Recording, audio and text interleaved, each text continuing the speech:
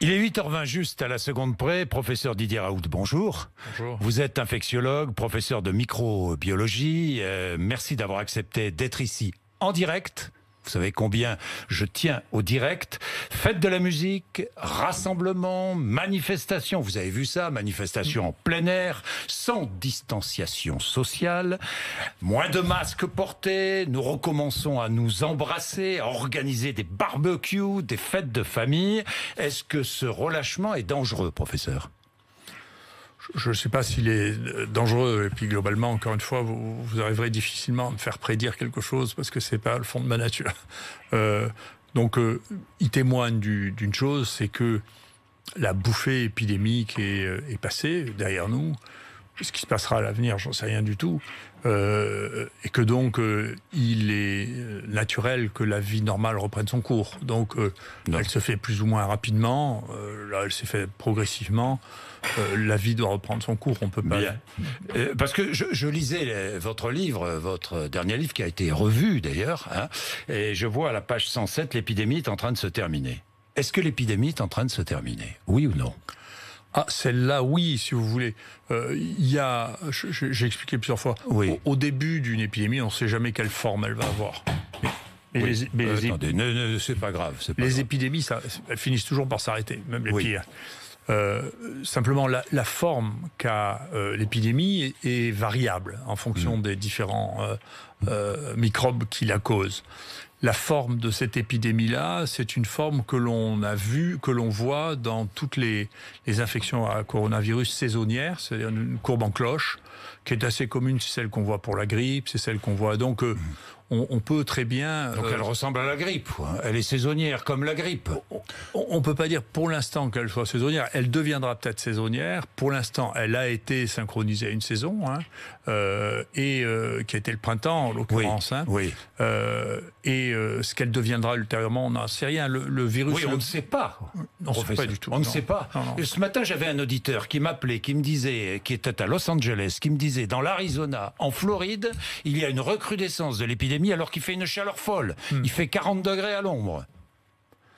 Oui, ça c'est une illusion assez européenne, si vous voulez. C'est de penser les maladies que nous avons décrites ou que nous avons découvertes à l'époque où beaucoup de sciences étaient inventées en Europe et qui étaient saisonnières l'hiver. On a fini par penser que c'était des maladies liées au froid. Oui. Ce qui n'est pas vrai, parce qu'il y en a en Afrique.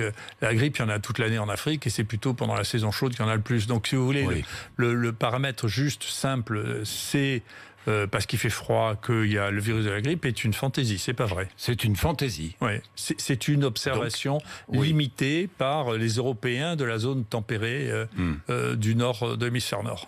Bien, si retour de l'épidémie possible, vous dites, moi je ne fais pas de prévision. Je ne sais pas si l'épidémie va revenir, s'il y aura une deuxième vague ou pas de deuxième vague. D'ailleurs, tous les chercheurs, tous les médecins, tous les infectiologues disent à peu près la même chose. Hein.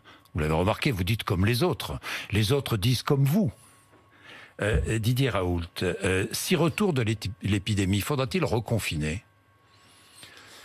Je ne sais pas. Vous savez, sur le confinement, je suis très... J'allais y venir. Je suis très réservé parce que le confinement est une mesure politique. Oui. Et que en tant que tel, les facteurs qui déterminent que l'on va confiner ou pas confiner ne sont pas que des facteurs scientifiques et médicaux.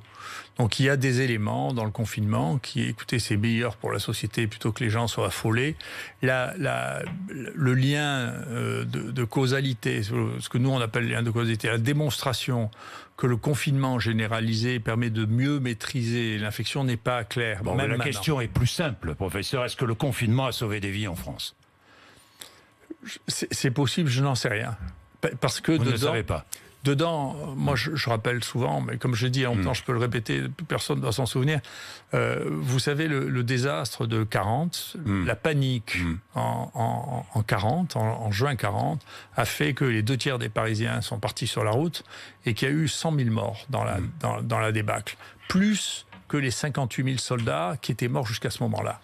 Et donc, la peur panique a des conséquences qui sont dramatiques. Et ça, c'est la gestion du politique de faire qu'il n'y ait pas une peur panique qui saisisse les politiques ont eu peur.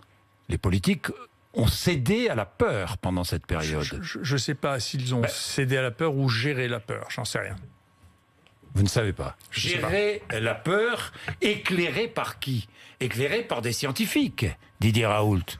Oui et non, parce que... Non.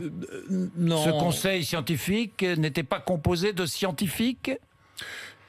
Si vous voulez, les choses sont parties sur une surréaction au départ chinoise, sur quelque chose dont, si les gens veulent bien regarder les chiffres, être lucides, si vous voulez, 6 000 morts en Chine dans l'année, si vous voulez, c'est totalement invisible sur cette population. Donc, si vous voulez, d'un coup, il y a eu une surréaction par rapport à l'épisode épidémique précédent où la Chine avait été accusée de dissimuler le début de l'épidémie du SARS. Et je pense qu'ils ont voulu montrer qu'ils ont effectivement une approche extrêmement méthodique et pragmatique de la gestion des nouvelles épidémies. Ils ont voulu montrer que là, il y avait une énorme épidémie, qu'ils avaient parfaitement gérée. Donc les choses ont commencé à affoler la planète avant même qu'il y ait de cas en dehors de Chine. Et donc ici, il y a eu effectivement une espèce d'excitation autour de ce domaine-là pour une maladie qui, si on l'analyse paisiblement, et surtout si on la gère correctement, et a une mortalité qui est de même nature que celle des infections virales respiratoires d'été, c'est-à-dire que en Europe, par exemple, il y a 10% des morts qui avaient moins de 65 ans, et donc 90% qui avaient plus, et 50% qui avaient plus de 85 ans. Donc c'est pas quelque chose qui est radicalement différent de ce qu'on avait l'habitude de voir, sauf qu'il n'y a pas eu de mort chez les enfants, quoi. Oui, très peu. Ou très très peu.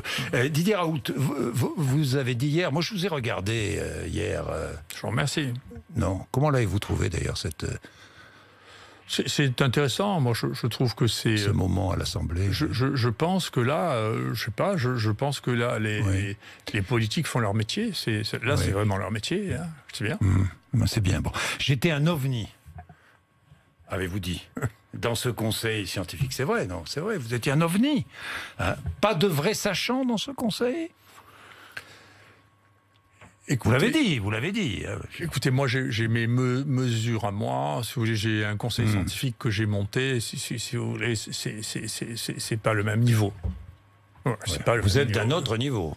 Je suis pas à Marseille, vous êtes collectivement d'un autre niveau.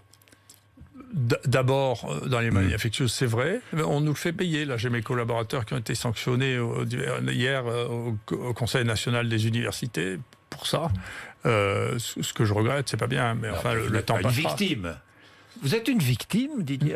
Non. Écoutez, quoi qu'il m'arrive, de toute manière, jamais personne ne m'a plaint. Non, je ne veux pas commencer à mon âge. Hein. Bon, vous n'avez pas commencé à vous plaindre. Non, moi je me plains jamais. Bon. Et les autres ne me plaignent pas non plus. Mais vous avez dit, si on n'avait pas peur, on aurait eu 2 fois moins de morts. C'est ce que vous avez dit. Si on m'avait écouté, on aurait eu 2 fois moins de morts. Est-ce de la fanfaronnade, ça? Je sais pas si j'ai dit ça. Je crois pas avoir dit ça. C'est rare que j'ai qualifié les choses comme ça. Mais hier, sûrement pas. Non, j'ai bien pas hier. Non, pas hier. Un autre jour. Ouais. Ce qu'on peut mesurer, si vous voulez, dans les éléments qui sont neutres, si vous voulez, qui ne dépendent pas de l'épidémie ou qui ne dépendent pas de choses annexes, on peut mesurer la mortalité chez les gens de moins de 65 ans. Voilà, ça, c'est très très bon marqueur. Oui. Il est clair que chez nous, la mortalité des moins de 65 ans est très en dessous de celle de la moyenne européenne et que dans la France, elle est supérieure à celle de la moyenne européenne. Donc ça doit vous faire poser des questions. Chez vous? À Marseille. À Marseille. Mais à Bordeaux? Mais à Rennes? Alors, à Bordeaux... Mais je ne sais pas, ailleurs en France. Il faut les regarder. Il n'y a pas que Marseille, Paris, Paris, Marseille. Non, mais ce qui était intéressant, c'est nous, on a des données assez précises. Et on avait... Alors, bien sûr, nous, les stratégies thérapeutiques qu'on a mis en place sur le plan du traitement ont été utilisées beaucoup. Sur le plan des tests, malheureusement, les gens n'avaient pas le choix. Hein. Donc, il n'y avait que chez nous qui pouvaient faire des tests. C'est comme ça. Donc, on a cette donnée-là. Après, on a comparé... les grandes régions, donc la région Île-de-France, il faut que vous soyez lucide, vous savez, il y a eu plus de morts dans la région Île-de-France que dans toute la Chine quand même. Hein. Donc ça doit poser question, c'est beaucoup de morts.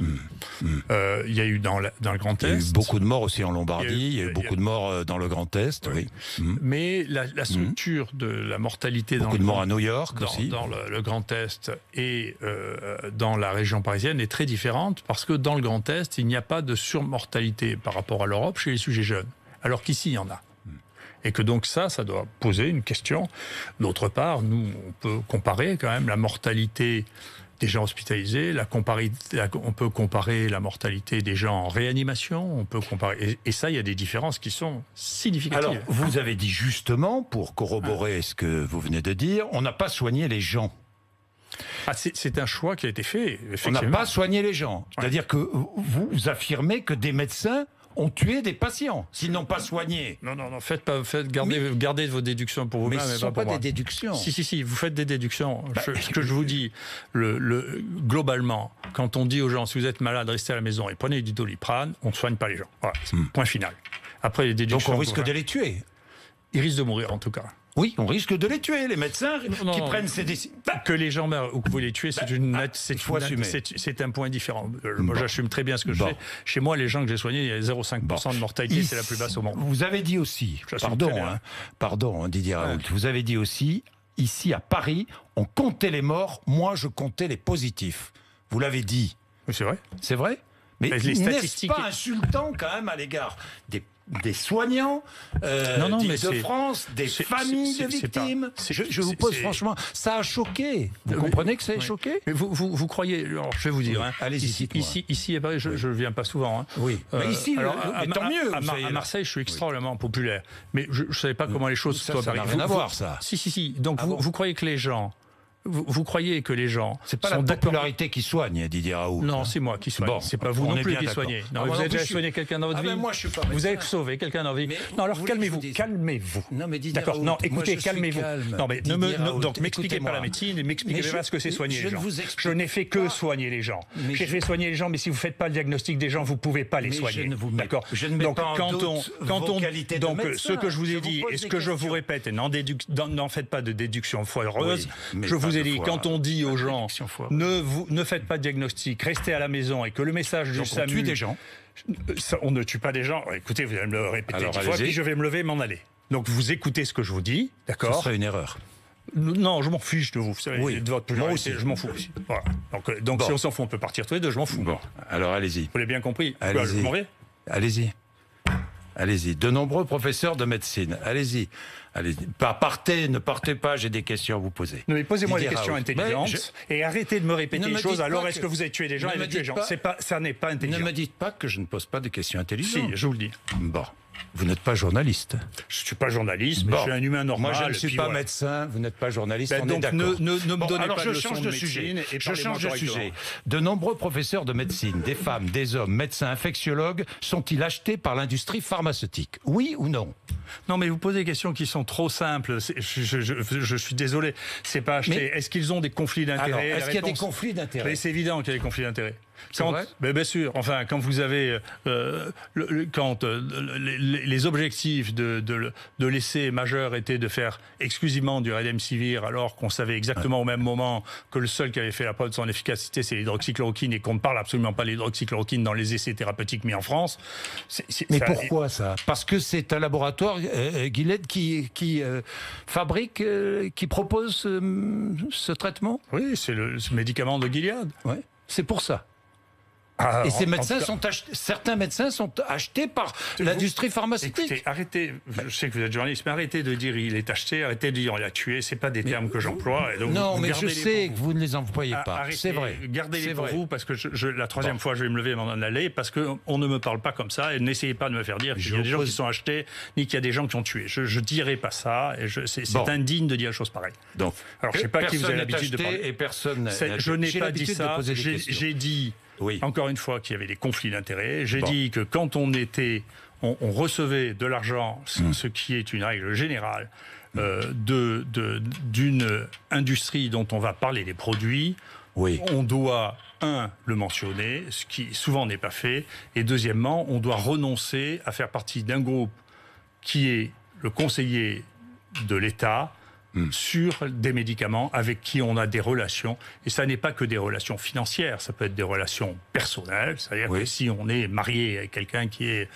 directeur de l'industrie pharmaceutique, eh bien, on n'est pas qualifié pour parler de ça parce qu'on a des liens. Et vous avez d'ailleurs justement parlé de conflit d'intérêts en débutant hier votre intervention à l'Assemblée nationale.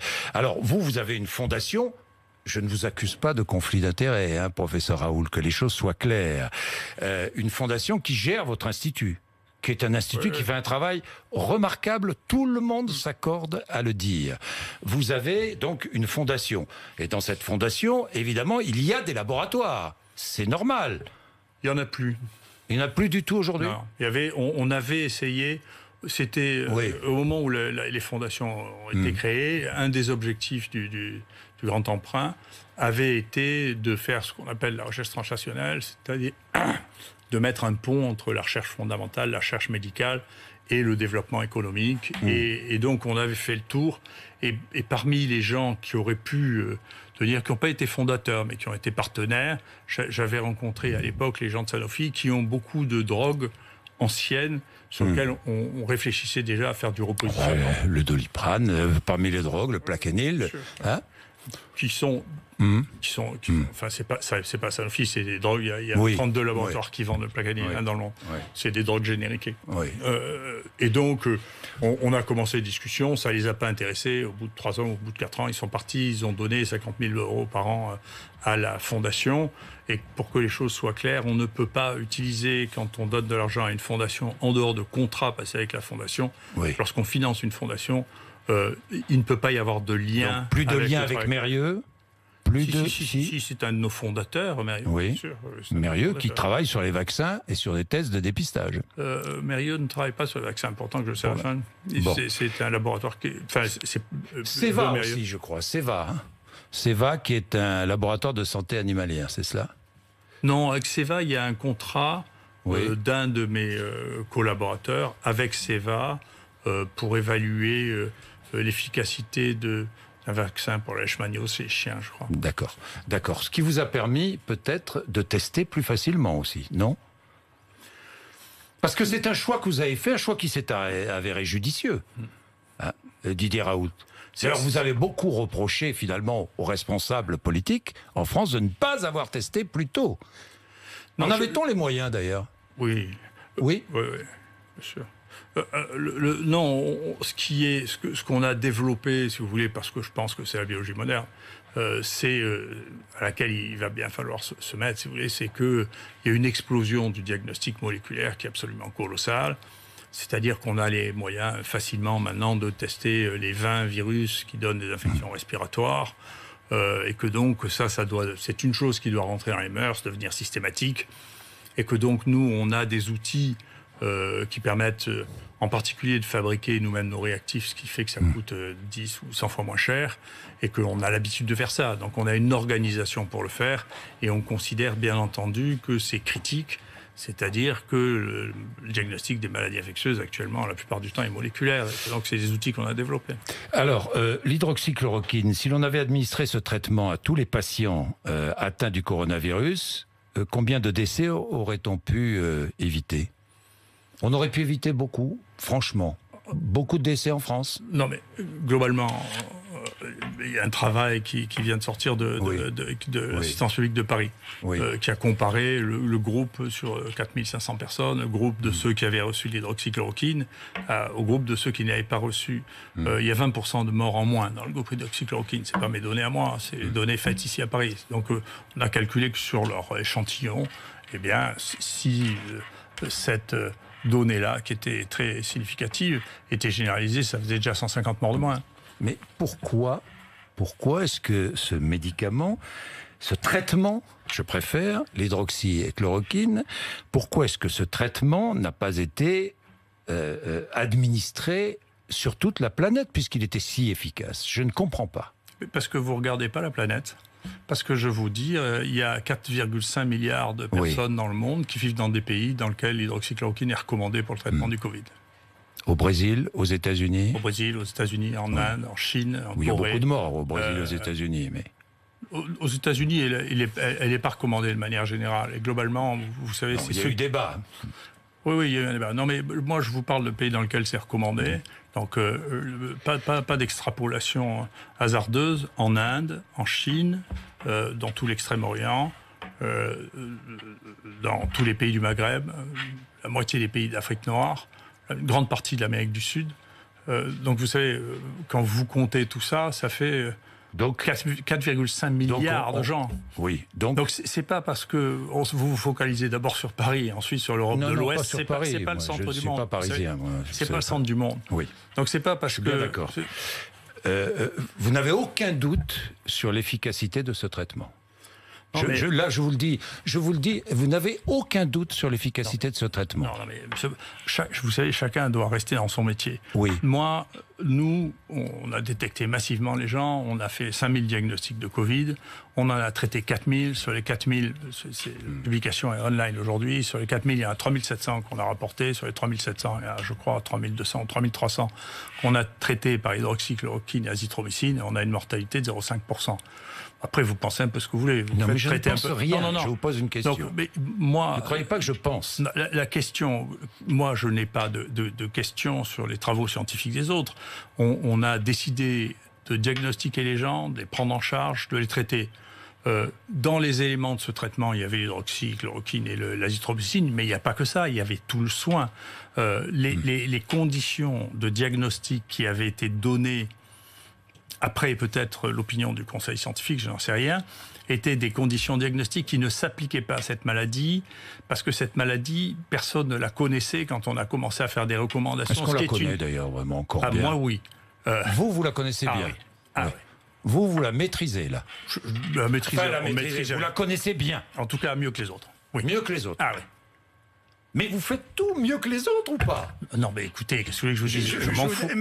Attendez, j'ai une série mondiale, personne n'a ça. Personne n'a autant de données, personne n'a testé autant de gens, personne n'en a vu autant, et personne n'a les données que nous avons maintenant sur les séquelles dont vous n'avez même pas encore entendu parler. Donc oui. Si j'ai entendu parler des séquelles, malheureusement, à travers des témoignages d'auditeurs sur RMC, par exemple, comme ce matin, une auditrice, 4 mois après son Covid, qui souffre de problèmes cardiaques, qui a l'impression d'avoir un infarctus tous les 2 jours, qui est essoufflée en permanence. Je sais.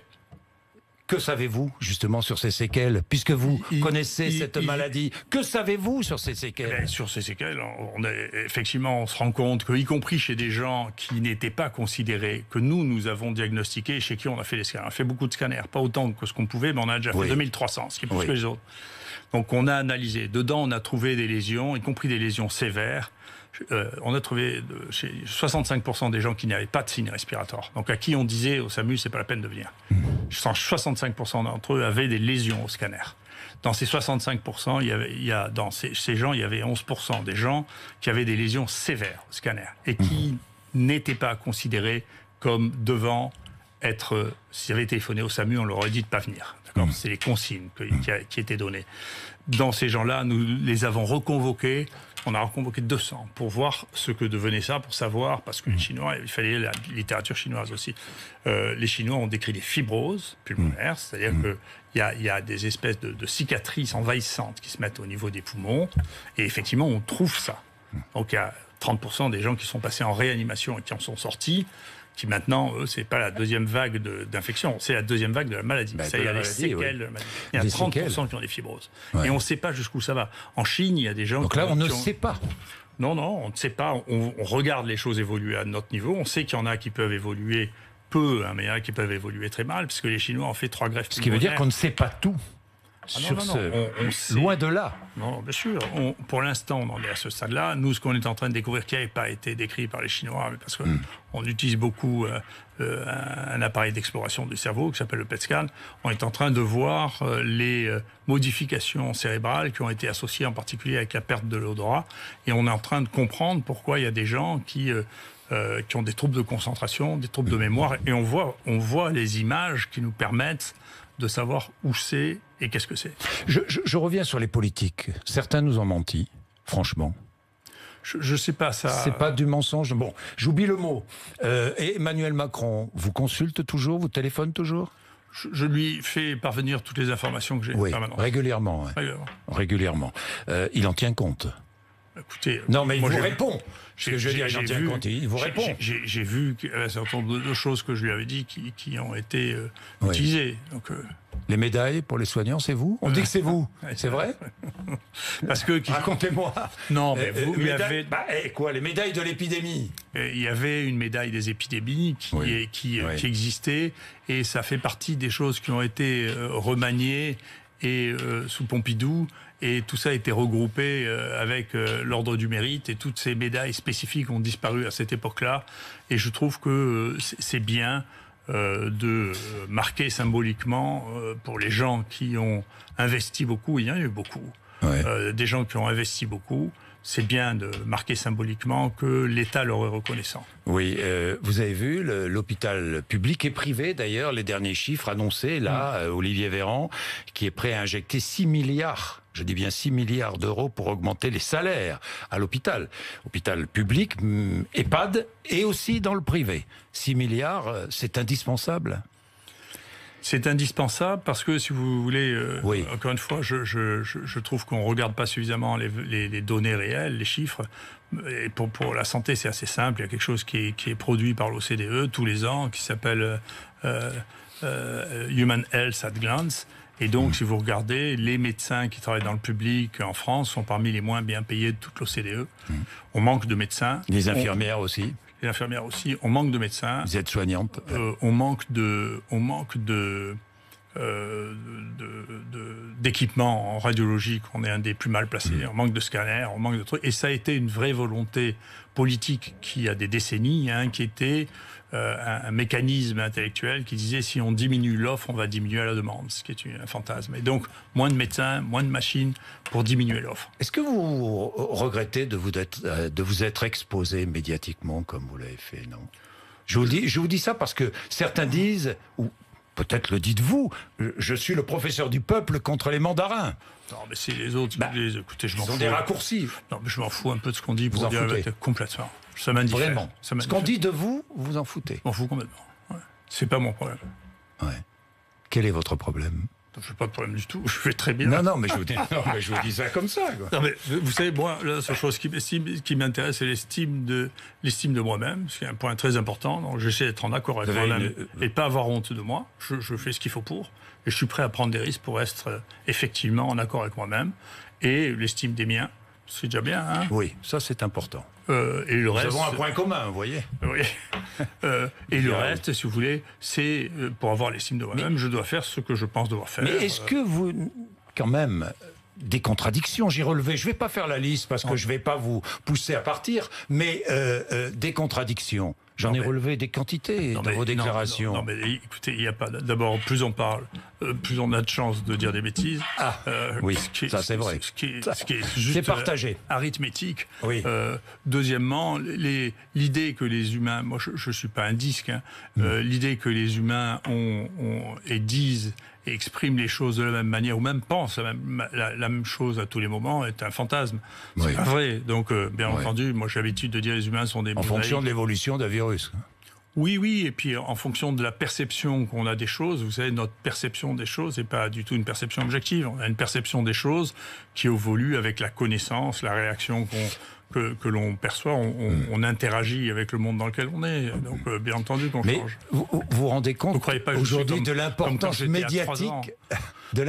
médiatique que vous avez pu prendre ces dernières semaines? Oui, mais Didier Raoult. Pour moi, ça vous satisfait ou pas? Peu importe, je m'en fous. Non, mais je m'en fous.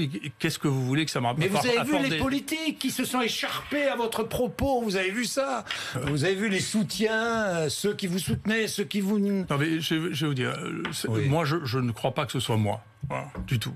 Voilà. Moi, je pense que je suis l'objet qui révèle quelque chose. C'est pas vous. C'est pas moi.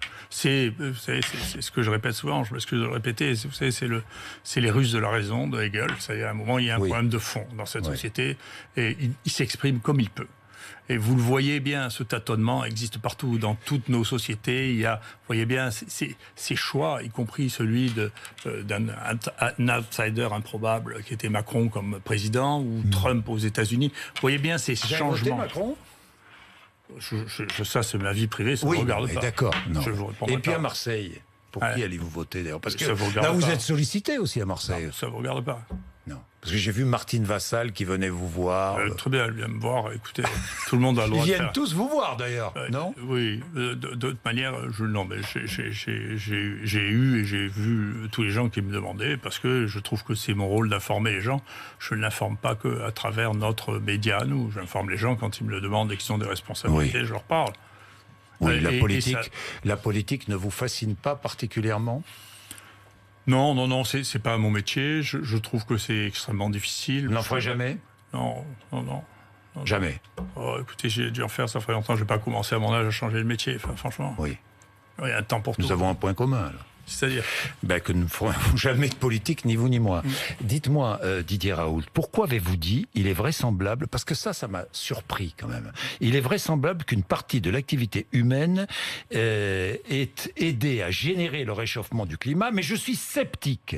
Et le futur est imprévisible. Vous êtes sceptique? Bien sûr, je suis même sidéré, mais je suis sidéré que ce soit devenu une insulte d'être sceptique. Enfin, il y a pas de vie dans un monde de fous. Mais on dit pas, je vous demande, vous êtes sceptique, pourquoi êtes-vous sceptique? Mais sinon, je ne serais pas un scientifique, enfin. Sur la climatologie, vous êtes sceptique. Vous pensez que l'activité humaine... Non, je pense. Alors, allez-y, précisez votre pensée, parce que c'est écoutez, utile. qu'il y ait des... Alors, les gens deviennent plus raisonnables. Qu'il y ait des changements climatiques, c'est vrai qu'il y a des changements climatiques. Qu'il y ait... Que nous devions faire attention à ne pas détruire l'endroit dans lequel nous vivons, c'est une évidence. Et donc, en plus... Moi, je suis écologiste par nature, puisque toutes les maladies infectieuses ne sont que des maladies d'écosystème, en soi. D'accord. Après, je ne suis pas... je n'aime pas, si vous voulez, les simplifications extrêmes, ni les discours qui deviennent des discours de propagande. Et en particulier, j'étais particulièrement irrité par Al Gore, qui a fait fortune en se déplaçant dans les quatre coins du monde pour raconter qu'il n'y aurait plus de banquise et qu'il n'y aurait plus d'ours blancs. Et il faut regarder les déclarations d'Al Gore et ce qu'il a fait, et ce qu'il nous a prédit pour 2012 et ce qui s'est passé. Donc je n'aime pas les faux prophètes, je n'aime pas les gens qui donnent des caricatures de l'histoire, et ça n'empêche pas les gens d'être raisonnables. Mais il y a des moments où être raisonnable, c'est comme au temps de l'Inquisition, le fait d'être raisonnable justifie le bûcher.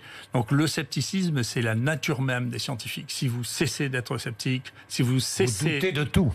Ah, bien sûr. Sauf de l'hydroxychloroquine et de son efficacité. C'est pas... Quand vous êtes mesquin. Mais je suis pas mesquin. Mais non. Non, mais vous êtes terriblement mesquin. Je vous explique une chose que vous ne voulez pas entendre. Oui. C'est la différence. J'ai beau l'expliquer à tous les journalistes, manifestement, vous avez un problème avec ça parce que c'est votre écosystème. Vous pensez que la question est une question. Vous pensez que la question est de vous pensez ça et lui pense ça. C'est pas la question. C'est moi, je vous parle pas de ce que je pense. Je vous parle de ce qui est ma pratique, ce que je vois.